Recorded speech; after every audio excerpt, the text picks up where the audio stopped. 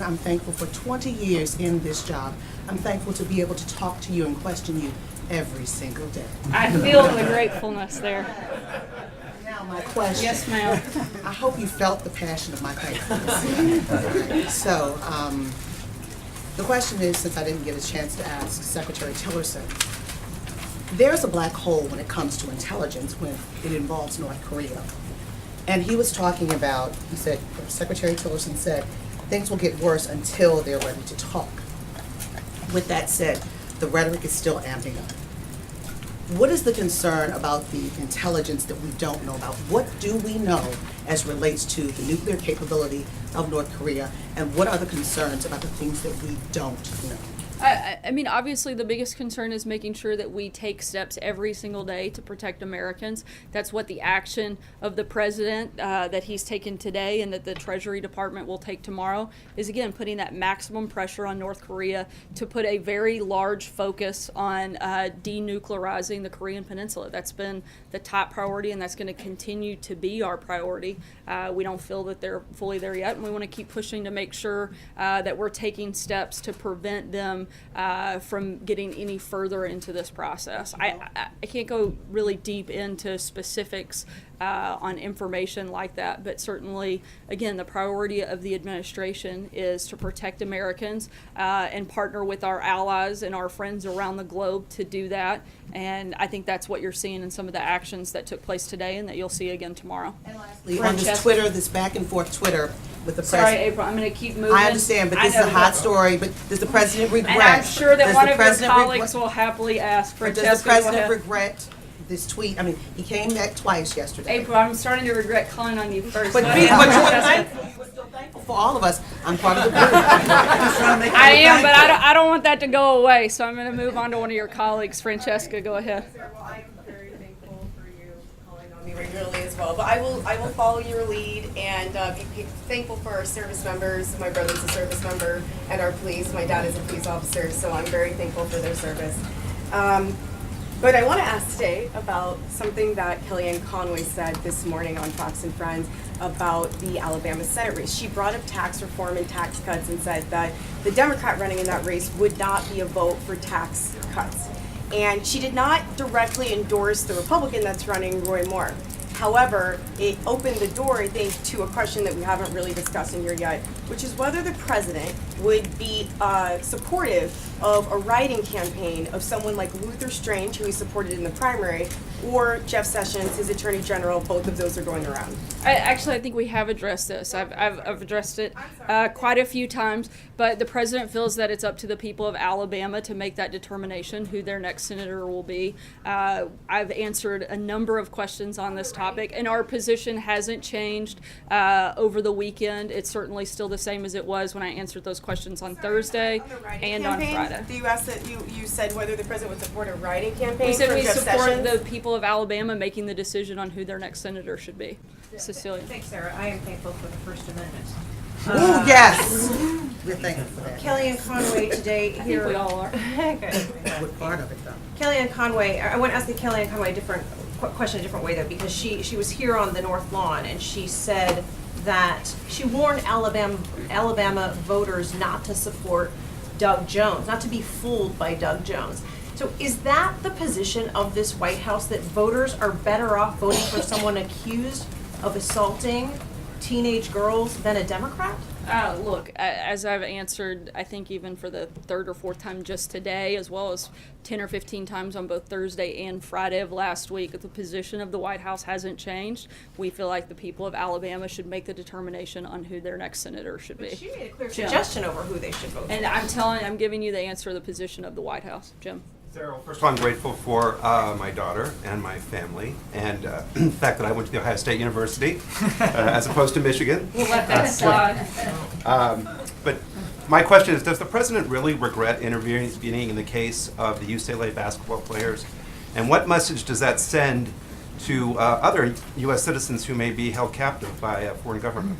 Look, the president was certainly very glad and thankful to see the release of the 3 UCLA athletes by the Chinese government. And frankly, it's really fortunate that the president has built a strong enough relationship with President Xi of China that he was able to help secure the release of the American citizens.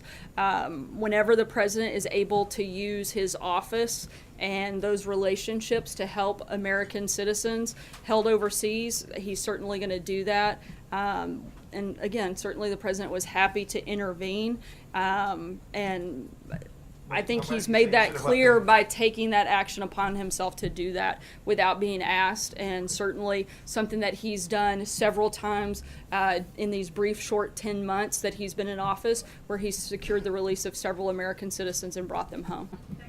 Sarah. Me?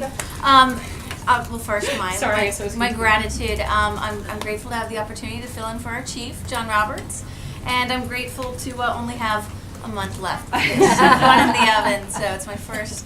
I've got a lot to learn. My question is back to the UCLA basketball players. President Trump over the weekend, he called them ungrateful.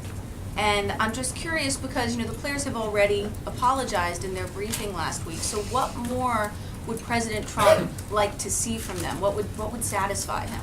Look, I think that the president, like I said, was happy to intervene. I think it was less about the players, and the father of one of the Americans released seemed to have a problem with it. Frankly, it didn't seem like the father wanted the president to intervene, which I think would have been a sad thing if he hadn't, most likely. And Matthew? Does he believe that he really should have left the players in jail? No, I think if that's the case, he wouldn't have taken the action that he did, and certainly acted in order to help get those individuals released and brought back to the country. Matthew? So, following on that, if that's not how he feels, then why did he say that he should have left them in jail? And Look, what the are president what are we was supposed to take from Look, that? the president it was a rhetorical response to a criticism by the father.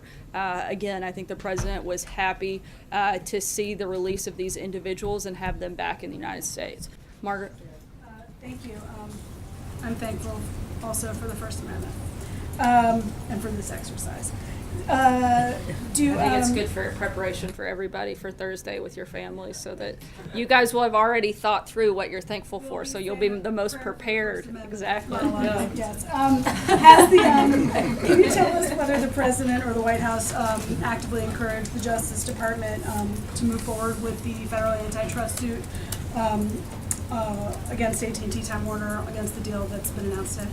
No, I'm not aware of any specific action taken by the White House. Does he have a view on that? You're saying on the front end, no. Would you have any statement about that now? Not at this time. Thank you, Sarah. I am thankful for my wife, who is pregnant with our soon-to-be second child. Congratulations, very exciting. Thankful for my family, my parents. Good luck. Number 2 only gets a lot harder. I know. Having a bee this week, I'm thankful that they sent me to the University of Michigan and not Ohio State. Go Blue. I'll get that out there. My question is on taxes as well. The president seemed to suggest today that Democratic help is all but gone for. Do you still think that you can get Democrats on board? We'd certainly still like to. Frankly, I don't know why Democrats wouldn't want to support tax cuts for the middle class, as we've said many times before. Seems like something they should be running to cast their vote for, and we'd certainly welcome their support if they want to get on board and help that effort. Take one last question. John Gizzi. Thank you, Sarah. I'm thankful for the position I have and the colleagues who are my friends. I'm thankful for my father, 96 years old and going strong, and to my wife, my heroine, thankful to her for saying yes on the 4th request. My question is about Zimbabwe. Great segue, brother. That's the best pivot I've ever seen. Yeah.